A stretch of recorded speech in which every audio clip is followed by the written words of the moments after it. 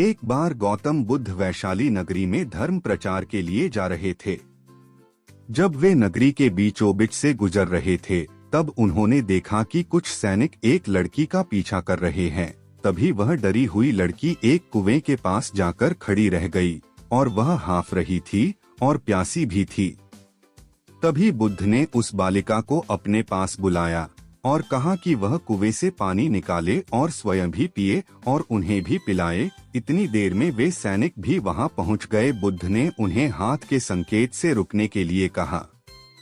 बुद्ध की बात सुनकर लड़की ने कहा, महाराज, मैं एक अछूत लड़की हूँ और मेरे कुएं से पानी निकालने पर जल दूषित हो जाएगा। तभी बुद्ध ने उससे फिर कहा, बालिका, बहुत जोर की प्यास लगी है, पहले तुम पानी पिलाओ। तभी कुछ देर बाद वैशाली नगरी के राजा भी आ गए। फिर उन्होंने बुद्ध को नमन किया। बाद में सोने के बर्तन में केवड़े और गुलाब का सुगंधित पानी पीने के लिए दिया, पर गौतम बुद्ध ने उसे पीने से मना कर दिया।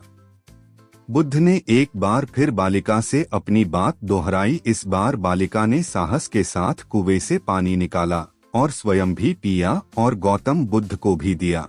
और पानी पीने के बाद बुद्ध ने बालिका से उसके भय का कारण पूछा। तब उस बालिका ने बताया, मुझे सयों से राजा के दरबार में गाने का अवसर मिला था और राजा ने मेरा गीत सुनकर मुझे अपनी गले की माला पुरस्कार स्वरूप दी।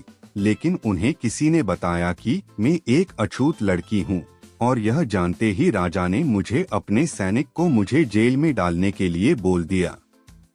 मैं किसी तरह उन सैनिकों से बचकर यहाँ तक पहुँच गई और आप मिल गए।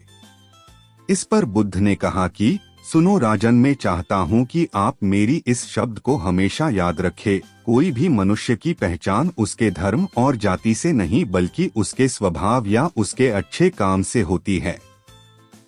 जिस बालिका के मधुर कंठ से निकले मधुर गीत का आपने आनंद उठाया, उसे पुरस्कार दिया, और जिसके कार्य इतने अच्छे हों वह अछूत हो नहीं सकती। और उस बालिका के साथ नीची सोच और छोटे कार्य करके अछूत होने का परिचय तो आपने दिया है।